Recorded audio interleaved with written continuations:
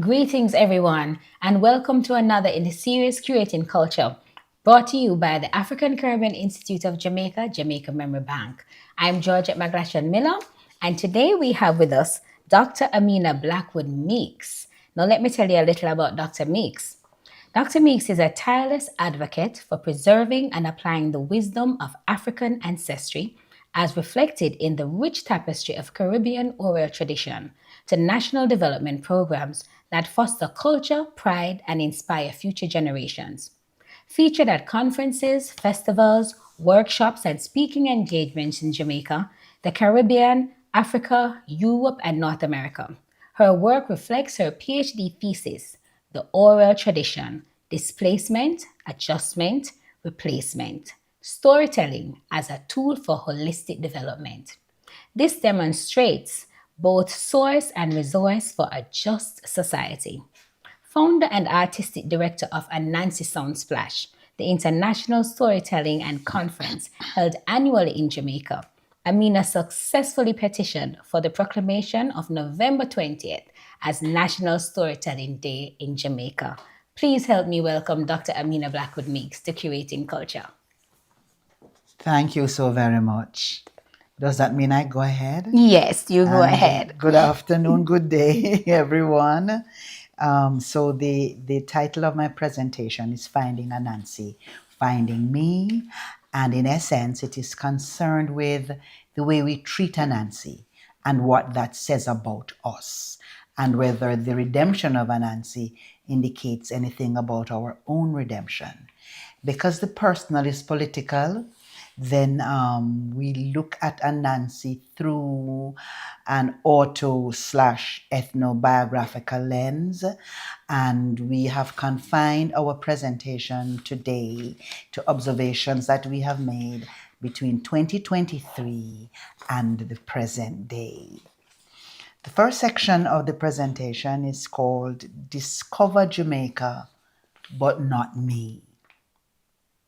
On December 23, 2013, the United Nations proclaimed 2015 to 2024 the International Decade for People of African Descent, with the theme People of African Descent, Recognition, Justice, and Development. A second international decade, 2025 to 2034, was proclaimed on December 17, 2024. That was predicated on the assessment that the first decade, quotation marks, while a significant milestone, fell short of delivering transformative change, close quotation marks. Well, Ananse could have told them that. Because 2024 was not such a good year for this Akan deity, at least not in Jamaica. On October 1, 2024, I received a project proposal for my consideration and involvement in role as storyteller, titled Celebration of History and Heritage Through Art. The focus of the project was the 250th anniversary of Admiral Mountain Greathouse, residence of all British admirals stationed in Jamaica during the latter part of the 18th and early 19th centuries. According to the project document, quotation marks, the most honored admiral to be stationed there was Horatio Nelson, 1758 to 1805. The activities of the project were intended to engage participants with, quotation marks, the significance of that chapter in Jamaica's colonial history and celebrate our country's subsequent victories through cultural expression, close quotation marks. The 2024 staging of Ananse SoundSplash, the international storytelling conference and festival held annually in Jamaica, was scheduled for November 16 to 23. Under the theme, Find Ananse, Discover Jamaica, the festival was designed to explore heritage sites in Jamaica through performances, exhibitions, and site visits, with a closing panel presentation focusing on the implications of the global presence of Ananse. The proposer of the Admiral Mountain Great House celebration received the generic email advisory about the festival, which said, "Please join us for the opening gala of Ananse SoundSplash and the conference session on World Philosophy Day." The response came in a 5-minute voice note outlining why any activity associated with Ananse would be in violation of all their Christian values and ethics. The second part of the presentation, better Santa than Ananse. In late 2023, Ntukuma, the Storytelling Foundation of Jamaica, and organizers of Ananse SoundSplash unveiled a calendar to commemorate the first year of the second international decade for people of African descent. Miss Lady reported that close to Christmas time, she found herself in a shop brimming with Christmas goodies. Among them, a little plaque about 6 inches by 6 inches with an enticing inscription, "Dear Santa." Please note the protocol for addressing Santa. "Dear Santa, I was naughty and it was so worth it." Also inscribed in fine print but unmistakable English were the words, "Made in China." Someone had omitted to erase the original cost of US $15 to the Jamaican cost of $3,500. Miss Lady did the maths.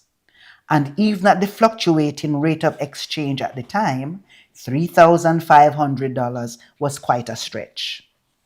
A few cups featuring African motifs were also on the shelf, also made in China, and suffering the same mathematical miscalculation. At the cash register, this little flaw was referenced by Miss Lady. The gentleman there shifted the conversation to her occupation. She mentioned the calendar. Entitled Ananse, it carried some facts about Ananse and storytelling in general. It recommended books by Jamaican authors for Read Across Jamaica Day. It highlighted the birthdays of important figures in the unfolding of Jamaica's cultural development, such as Louise Bennett, Ranny Williams, Claude McKay, and the Maroons. It also contained 2 stories written by Ntukuma members about contributions from Jamaica to the world.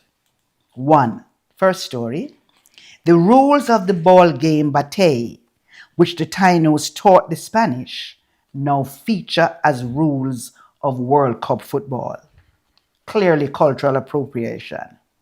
The second story, the destruction of machinery made by enslaved Africans to lighten the burden of their labor on the plantation.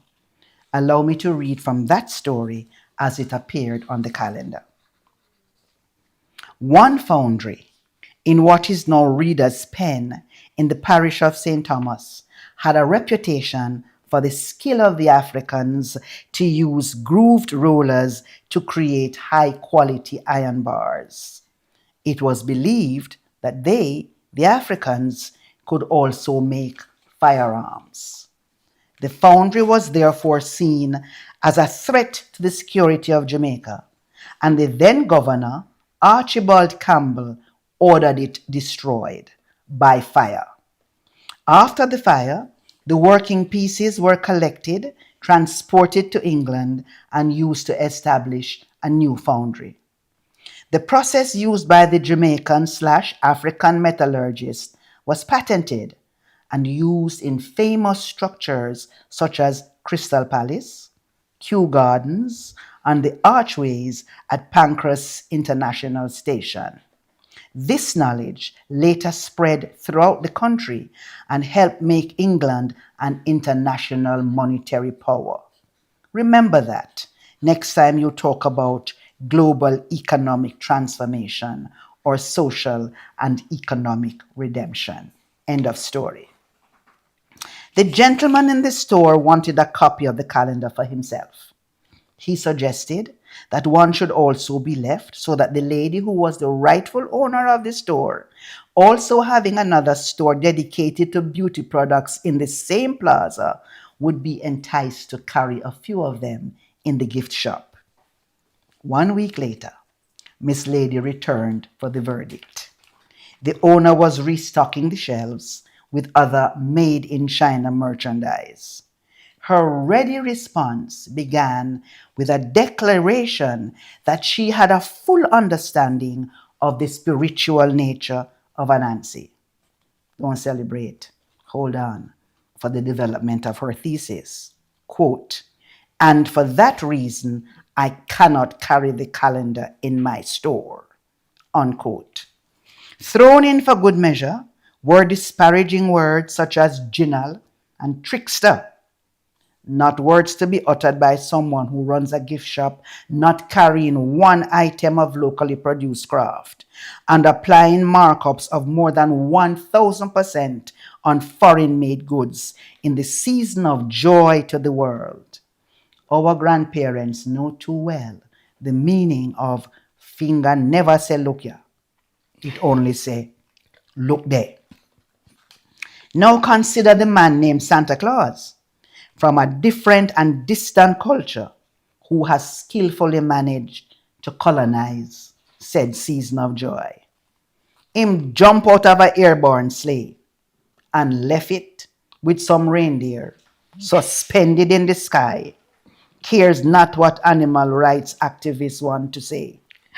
Squeeze him fat self and come down the chimney with a bag of gifts on his head, around him fat belly, and turn judge and juror over who is deserving of the contents of his bag. He knows when you're sleeping. He knows when you're awake. I know I hear Toots and the Maytals singing something about peeping Tom. And why is he bringing gifts specifically for our children? Yet here we are, happily peddling his memoirs, sending money out of the economy to import same, while simultaneously rejecting Ananse. And the beauty shop, an assortment of trickery and deception in the form of wigs, false eyelashes, and other implements of racial disguise and the erasure of black people. The global cosmetics market is currently valued at 350 to 400 billion United States dollars, with projections that it will exceed 600 to 900 billion by the early 2030s. According to the Washington Post of September 24, 2020, while the leading beneficiaries, whom they named, we won't name them today, while the leading beneficiaries in this market all state they have zero tolerance policies for forced labor and modern slavery, independent investigations and reports have linked their supply chains to labor abuses, including child labor and outright slavery, particularly within the palm oil and mica industries, unquote. Now, palm oil is derived from the fruit of the African oil palm tree. High demand has driven massive deforestation, habitat destruction, and increased greenhouse gas emissions. Is this to be included in discussions about climate justice? Mica is a group of natural silicate minerals used in cosmetics for the pearlescent sparkly effect. The world's chief deposits of mica are found in India, over 50%. There are only two methods for mining sheet mica: deep shaft mining and open pit surface mining. Poor non-white people, endangered, so that companies can get rich by inducing poor black people to eradicate themselves. Ananse leads the countercharge, defiantly black, unmistakably African, guardian of his resources, and echoing Peter Tosh. Don't you watch my size. The next segment, confined to Black History Month. Once upon a time, a dust bowl in Kingston was emancipated into a beautiful park. Around the perimeter, on benches inside the park, and even on garbage disposal units, are a variety of Adinkra ideographical symbols. They carry distilled wisdom and values and proverbs on the traditions that support social and spiritual connection from a longer time, as well as philosophy about the people and place where them come from. Same place like Ananse. Miss Lady had written a story about them from the point of view of Ananse for a grand anniversary celebration of the park. Shortly thereafter, she was invited to keep some Christmas dates open because they usually have a Christmas in the park and they wanted her to perform. A week before the date, she was uninvited by WhatsApp.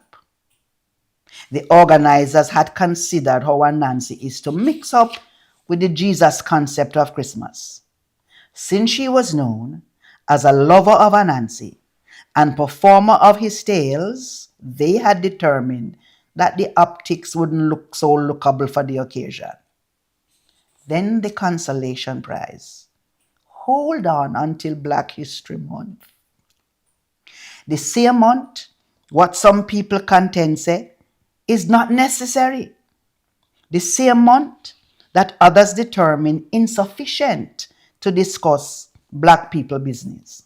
You have to pack up Bob Marley, Bonnie Ruggs, Dennis Brown, Panama Canal, black people in Iran and Gaza, Rasta, Africa, and ICE, and finish off the recitation quick before them turn it into a penny concert and pay to take you down or set the noise abasement act on you so that real people can get on with real life.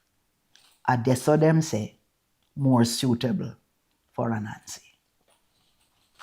So what shall we do with Ananse? Timing is everything. On March 25, 2026, the anniversary of the abolition of the transatlantic trafficking of enslaved Africans, the United Nations found itself at a roundabout, not a crossroads, because they haven't really crossed over. Reflecting on that turn of events, the African Caribbean Institute of Jamaica, Jamaica Memory Bank, acknowledged the resolution adopted by the United Nations declaring the transatlantic slave trade as the gravest crime against humanity.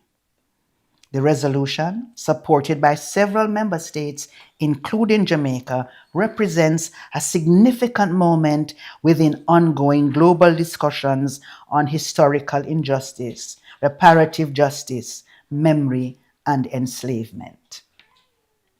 Welcoming the vote, UN Secretary General Antonio Guterres noted inter alia that the crime was not simply forced labor, quotation marks, it was a machinery of mass exploitation and deliberate dehumanization of men, women, and children. The wounds run deep and often go unrecognized, close quotation marks. The wounds include the defamation of Ananse, the psychological warfare as part of the conditioning designed to get us to do the work of forgetting ourselves.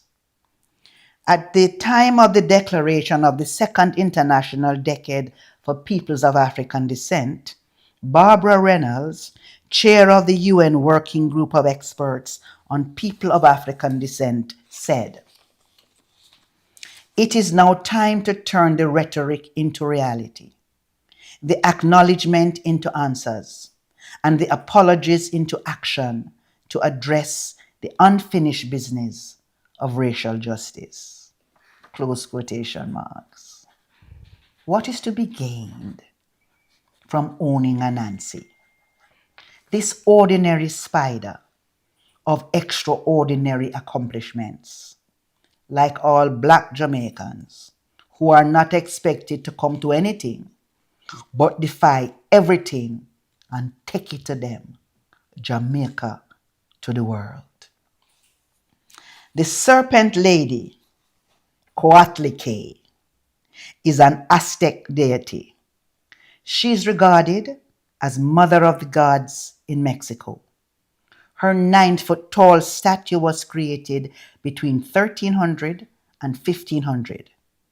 It disappeared like a ghost, consequent on the arrival of the Spanish in 1513. Recovered in 1790, the sculpture now occupies pride of place in Mexico City in the main hall at the National Museum of Anthropology. I first met her in 2017 during my involvement in the most revered storytelling festival in Mexico organized by FINO. Like Ananse SoundSplash, it travels through Mexico with mandatory stops at sites of significance to the history, culture, and origin of the peoples of Mexico. I hear echoes of Marcus Garvey. I imagined a 9-foot equivalent rendition of Kwaku Ananse in the African Caribbean Institute of Jamaica. I mentally prepared my submission. Then I remembered that as the crow flies, I could be escorted the short distance between Ocean Boulevard and Windward Road to the residence affectionately known as Bellevue. Think now on the national flag of Mexico. It features an eagle devouring a snake on a cactus. The legends tell that in the Spanish campaign against the Aztecs, their leader received a message from the god in a dream. They would come to a place where the eagle and the snake were fighting. The eagle would pluck the snake from his comfort zone on the ground and wage war from her strategic location in the air. That would be the signal that they had found themselves, were secure in themselves, and their days of running from themselves and others were over. On that spot should the city be constructed. This symbol in the flag honors Mexico's indigenous roots. I have not one thought about putting Ananse on the black, green, and gold. I invite you, however, to imagine with me an equivalent Jamaican testimony to the esteem in which we hold our folklore. The resolution adopted at Ananse SoundSplash in 2012, the year we celebrated Jamaica 50, reads in part, "We, the storytellers at Ananse SoundSplash 2012, hereby establish the International Ananse Movement, the I Am. I Am comes of the deep desire to work to give recognition and visibility to our indigenous cultural arts. The I Am takes its name from the spider god of the Akan people of Ghana. This figure has survived in stories across many areas of the African diaspora and is eminently qualified to be the symbol of African cultural retention. The I Am recognizes that if our people believe they have nothing to claim, then they have nothing to defend. The era of cultural suppression and cultural marginalization, which has been a factor in the history of so many of the world's indigenous peoples must come to an end. Recovering and repairing Ananse is intimately bound up with how we find ourselves and the reparation that we pursue. Wow. Wow. Thank you, Dr. Meeks. This is a belly full. This is an ear full. This is a lot. I wanted to laugh at some points, but I wanted to cry at some points. It is a real thing with Miss Lady and the store and how we've appropriated things of Black, that we African continuities is what I like to call it, not African retention, and how we've swapped and adopted other European things in place of and prefer them. I mean, it's a long-standing story, but to hear you now in 2026 talking about Ananse in that way, I mean, we're accustomed to you telling Ananse's story, but what you've done this time is to bring a more seriousness to the conversation about self. And I've heard other scholars talk about it in terms of the self-hate, a word that you didn't use, but what I kept on hearing, that we have, which contributes to the refusal of Ananse. Because in Ananse, we see ourselves and we don't look good. So make we swap it out for Santa, make we swap it out for something else. And in the event that we find something good, somebody comes and take it away and repackage it and then sell it back to us. Mm-hmm. It's refusal as well as ridicule. It's ridiculous. As soon as you say Ananse, people begin to laugh. And when you tell serious Ananse stories, they can't accept them as a serious Ananse story because they're waiting for the punchline. They're waiting to find something to laugh about. I'm glad you said that, because when we collaborated with you the last time and you had presenters from San Andreas, Colombia, we were like, these stories are kind of morbid. I was like, everybody dead. Everybody dead. It was always so serious. But it's kind of the same way that we want to discuss the Jamaican language then, where we only use it for entertainment and for cultural events, and as if it cannot be used to discuss serious matters, right? It has a corner. You go into schools and you see a storytelling corner. Or during Black History Month, or television stations might have a Black History corner. Yeah. And you know, corner is where you go to get punished. and it is so strange that they would use that word. Yes. And it is a word that you hear in the media, corner. And it does seem like a kind of punishment. But what I wanted to talk about some more is the title, Finding Ananse, Finding Me. Talk about that. We have been told that we are everything that Ananse is. And so that is everything negative, particularly our men. Ananse is a gallus, there is no evidence. Ananse is a thief, there is no evidence. Ananse is a scammer, there is no evidence. Ananse little, he has a speech impairment. He's Black, he come from Africa. I'm poor. I'm always hungry. Always I look for food. And that's why he tricks people. All the things that we don't want to be. All the things that we don't want to be. So we reject Ananse. When in fact, if we were to do a deeper scrutiny of who Ananse is. And I know that many people over the years have scrutinized Ananse. Zora Neale Hurston has scrutinized Ananse. Rex Nettleford has scrutinized Ananse. Louise Bennett has given us a version of Ananse. If we were to scrutinize Ananse, and what is coming to my mind now are the illustrations that I have looked at over the Yes. years from 1901 of Ananse, they all call attention to his head. And then we have to say, why are we calling attention to Ananse's head? And it has to be the wisdom that resides there, because he was given this pot of wisdom by the supreme being to bring down to earth.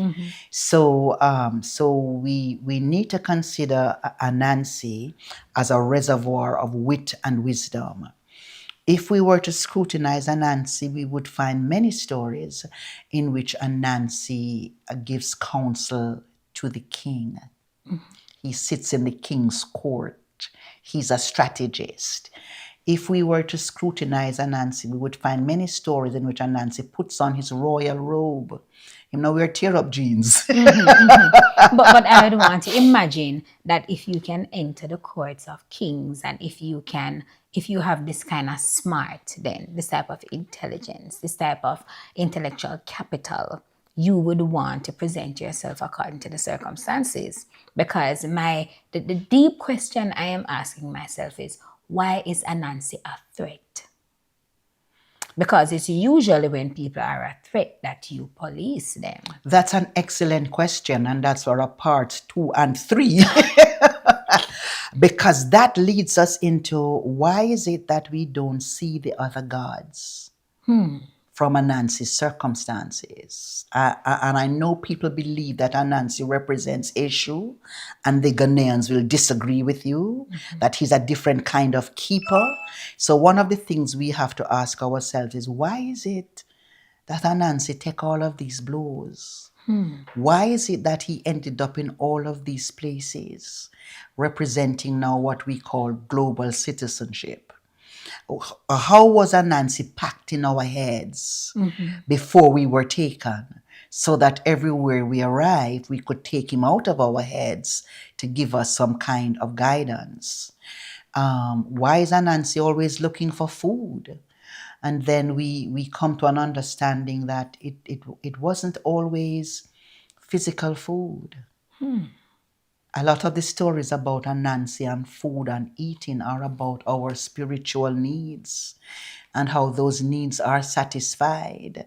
And in the African cosmology, among the Yorubas, you may know that each person carries their own ori. And so we look at Ananse and the pot differently, because Ananse went out and found a pot. Right, and that And was the one of pot some and the pot famous gave him stories. instructions Yes, what to put in the pot. about how to take care of it in the way. And I know sometimes I speak about Catholic practices as if I know anything, but I don't know nothing. But I'm going to make the comparison in the way that people have their own rosary. And you don't share it. You take care of it in a certain way. And so in that story about the magic pot, if we were to look at it more deeply, then we would see that we're being taught that each of us has a particular kind of responsibility for our own spiritual growth. And it's not that Ananse craved and did want to hide all of the food. And so one of the things that we learn to do and continue to learn to do is, how do we shift our heads from the European lens that we have been taught to examine everything and examine our growth, our displacement, and Ananse through African lens. So it's African philosophy that we need to have a better understanding of, because it now seems as if many of these Ananse stories then are not proverbs, but philosophical codes kind of hidden among the Africans at that time to preserve them. But because we read them from a different lens, you know, if I always say, if there's not a word for chair in my language, when it is translated, I'm going to put it to the closest thing, if it's even a table. log, yes. Something. Yes. So then we need to revise some of the stories in terms of their explanation and their meaning. Because, for example, I grew up with Ananse's story as a jinal, and the only place I hear the word jinal outside the Ananse stories is when they start to talk about men that will trick you, and it's in a bar setting. And isn't that amazing? Because every culture, I'm checking myself because I haven't studied every culture. Right. But those that I've been able to look at, every culture has a trickster hero as a very important figure in their mythology. Only when we come to Ananse, is that phrase disparaging. Wow. Because then it is equated with black people. So trickster takes on a different meaning. When this camera is playing tricks on us right now, because it receives the images in one particular way and corrects it to another way, but we don't throw out the camera and say we don't want nothing to do with the trickster. We even speak of Robin Hood in terms of being a hero. Yeah. And all of the fox stories, the renard tales from Europe, specifically from France, many of them, the fox is very endearing. We enjoy the things he does. When we talk about Green Giant, Green Giant is wonderful. Hagar the Horrible is a wonderful seafarer. And even Greek mythology, Loki. Absolutely, God, absolutely. And they're made into movies and and I'm so happy that you referenced Loki, because I just destruction follow him everywhere him go. Him just create chaos. Yes. When Ananse is quite the opposite. Ananse is always creating order out of chaos. So many of our stories end is Ananse make it. He causes it to happen. In many of the Ananse stories, if not all of them, there is a revolution that takes place. We see Ananse challenging things bigger and badder than himself. How Ananse mean to challenge the snake, and challenge the lion, and challenge the tiger, and challenge the leopard. Ananse even challenge God and say, how you mean to have all of the stories? And I don't have any. So that is part of why I think Ananse, can we use the word now, is such a hated creature. How dare you?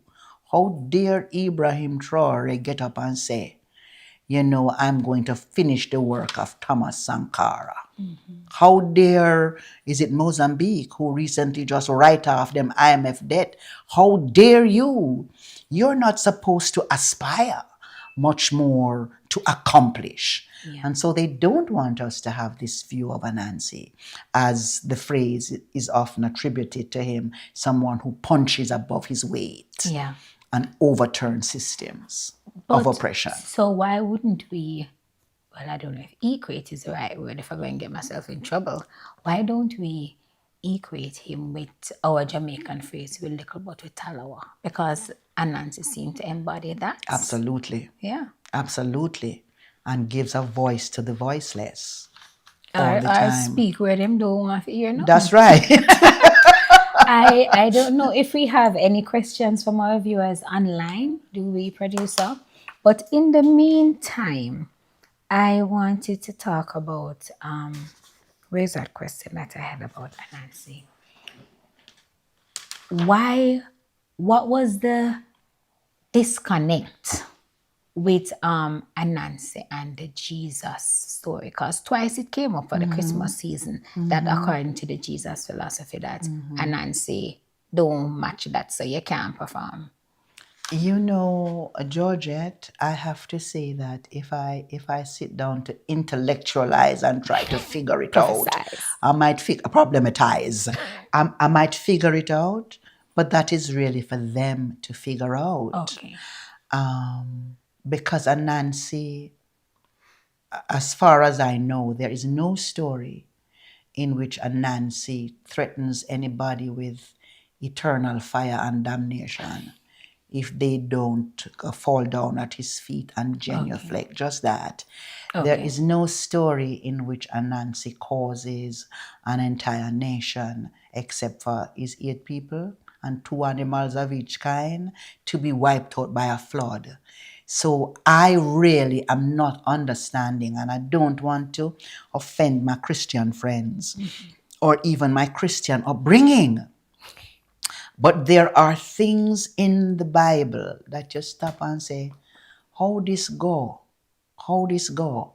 And then, of course, there is the contradiction of the Bible that we have been handed is a European version, is a version that was intended to get us to comply with our enslavement and obey those who sought to enslave us.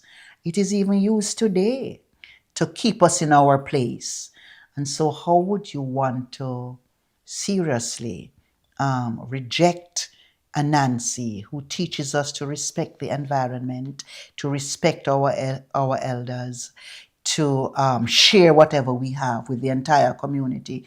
There are so many stories about the community suffering in drought, and Ananse going out of his way to go to the next village and the next village to bring back food to this village. Why would that be rejected out of hand and be placed as being in opposition to your own religious philosophy? I know this is your presentation, so I don't want to get in trouble. No, get in To trouble. either offend my Christian friends or my Christian family. But in a way, not just Ananse, but anything, it is an issue of power. It's an issue of power. And Ananse brings a kind of not independence, but power to a set of people who are supposed to be The powerless. footstools are supposed to be the Yeah. footstools. And I've not gone to Bible school, but for what I see in the Bible with Jesus, Jesus came for people to have power. And that's why they kill him. So throughout history, anybody that goes against the status quo, who try to uplift the poor, who try to uplift the downtrodden, these are the ones that are marginalized and kick out. So any, dare I say, Christian that doesn't understand that the whole purpose of Jesus coming Was for you liberation. to have power. And I'm not equating Jesus with Ananse, but it is a matter of power that I'm going to take my rightful place and dominate where I stand and govern myself and my people them according to what's in our environment and what's available to us. And what we don't have, we are going to make. And not even what we don't have, but what you don't allow if you have and what you don't give it, we are going to make, and we're going to make it work. And we've just been pronounced persona non grata. Yeah, colour the hair. And so you've brought me to confront the irony of the situation with Emancipation Park. I know that was the place you were referring. Emancipate yourself from mental slavery. And here we are in a park surrounded by these beautiful Adinkra symbols, surrounded by the culture that Ghana has given to us. But Ananse could have no place in any activity there during the Christmas time, but we would welcome him during Black History Month. As a shortest month on the calendar. As a sideshow. And so I think that one of the things, so we go back to what is it that we fear about Ananse. And I think in addition to the issue of power, we fear our ability to think and where those thoughts might lead us. So someone like Ananse, who was a critical thinker before the term was invented, now frightens us because I might not be able to do any critical thinking. I might have been miseducated to simply accept what I was taught and not question anything.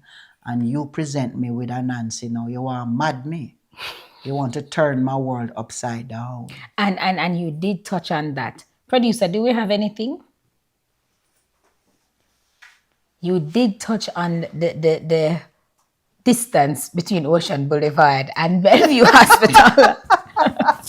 I don't know if it's a free plug for Suzette Campbell, but you know, many of our black revolutionaries, and it's the same thing we're talking about, thinking outside of the status quo, thinking outside of what we're relegated to. Once power becomes a part of it, you are deemed mad.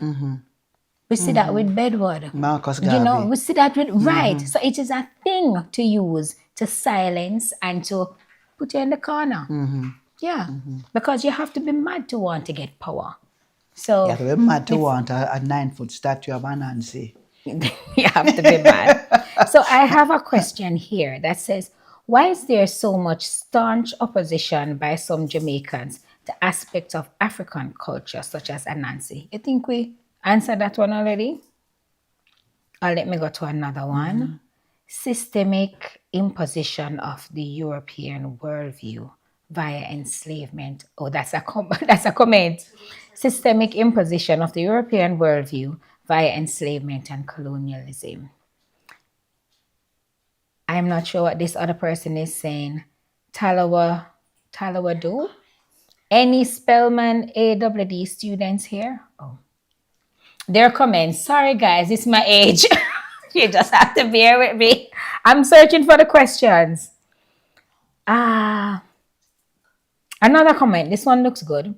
It's time for us as a people to move past the oversimplification of Ananse as simply a trickster. Put some respect on his name. Great.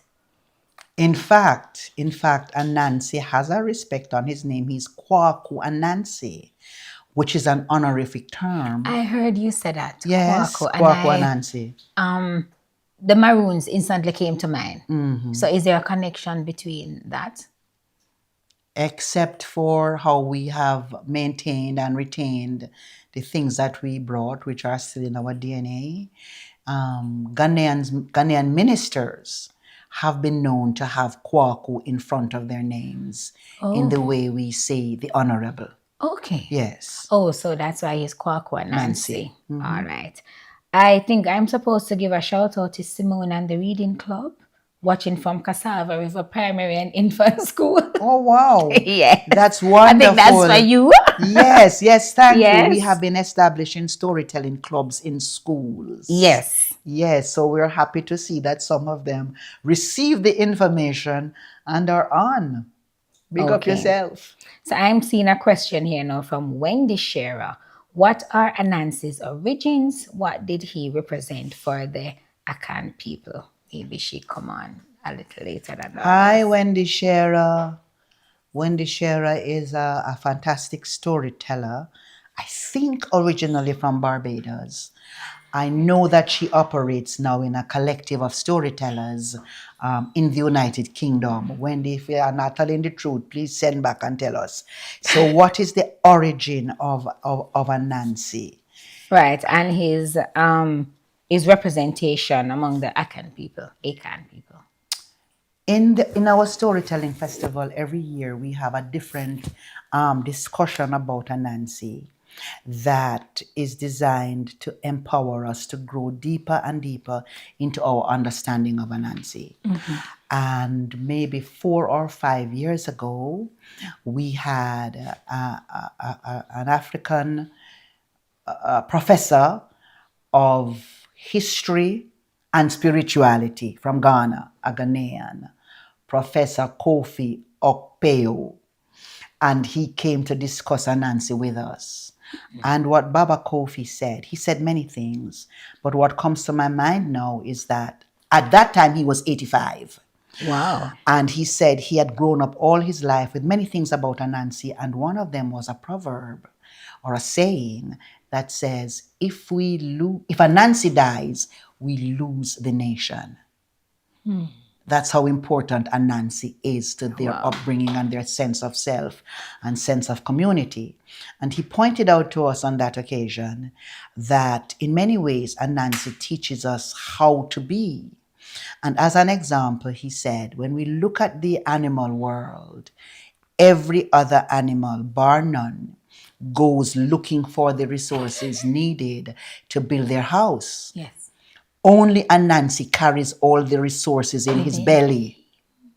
Imagine that.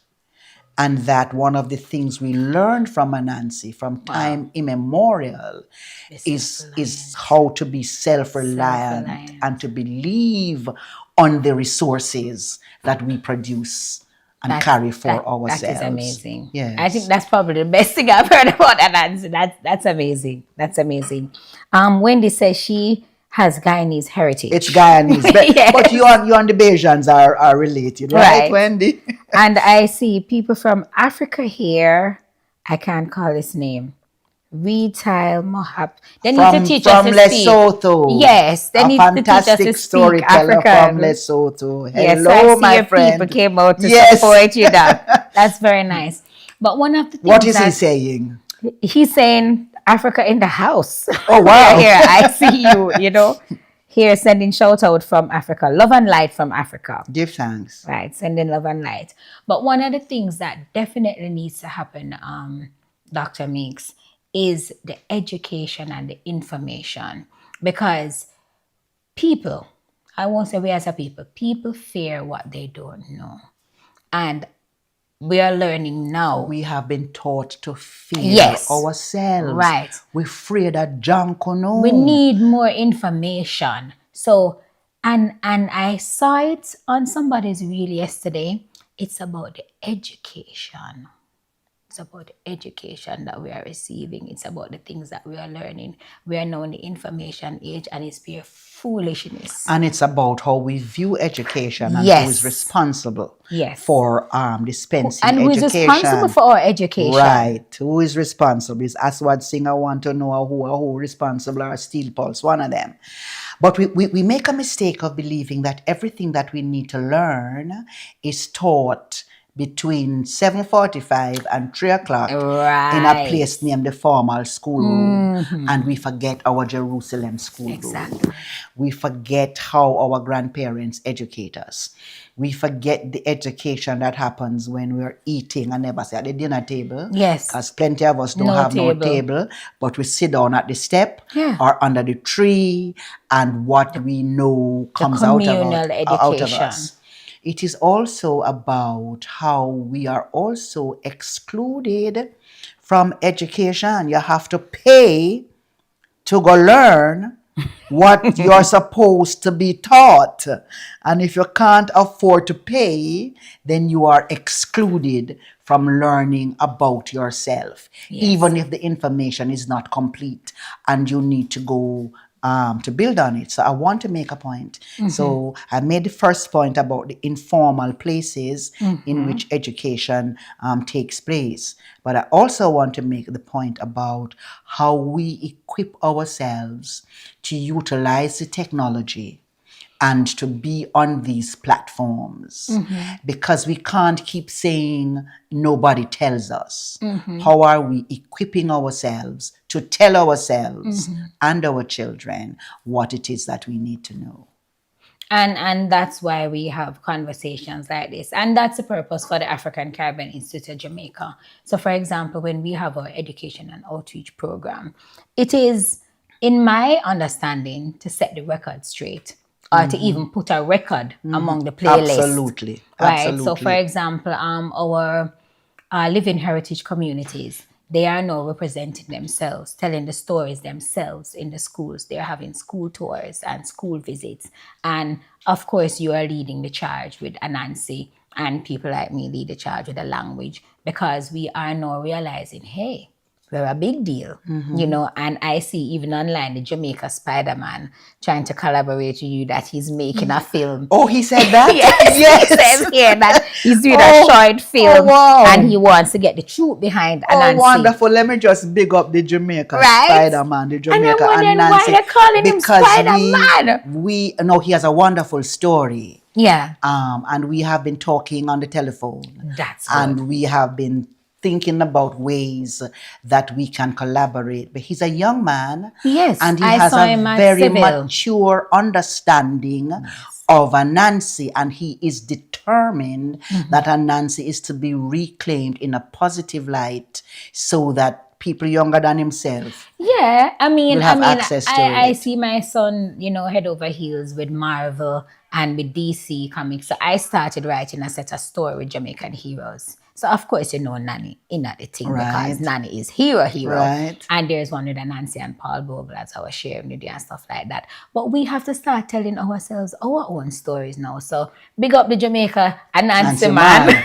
Right? And the important thing about the Jamaica Ananse man and Tukuma, myself, yourself, and the other projects that you have mentioned in the schools under the auspices of ACIJ, JMB, is that we need to not operate in silos. Right. We need to come together, maybe an annual conference, maybe a first powwow to say who is doing what and how can we strengthen one another so that at least in the different messages that we give, the different playlists that we have, there is at least one element that we're all carrying. And that's the African way, the communal way, the commonwealth. Absolutely. Yes. So we're wrapping now, and I just want to say thank you to everybody that came online to support Dr. Blackwood Meeks. It was a very informative, very enlightening, curating culture. We don't have a lot of events coming up now since we're just starting April. April is usually a low month across Jamaica. Maybe I can colonize April. You know, it's in reverse. Right? At April Ananse, right? And to have some Ananse events. But do like our social media pages on Instagram. We are on X. We are on YouTube, and you can revisit YouTube to see this if you didn't get it at the start. And we just want to thank you for staying with us on Curating Culture, where we curate to educate, and just look out for more of our projects at the ACIJ JMB. Thank you for staying with us. Can I just give a plug for Ananse SoundSplash and yes, go ahead. The activities we have around teaching Ananse. Yes. And around building storytelling clubs in schools. And you can find the information on our website. That's anansesoundsplash.com. And if you forget that, you go to my website, aminablackwoodmeeks.com. The two websites are connected. They're linked. So one will take you to the other. So where's Ntukuma? Ntukuma is the mother organization. Oh. So when you go to Ananse SoundSplash, you see all the things that Ntukuma does. Great. Yes. So we're not missing out anybody. No. Thank you for staying with us. We're still talking.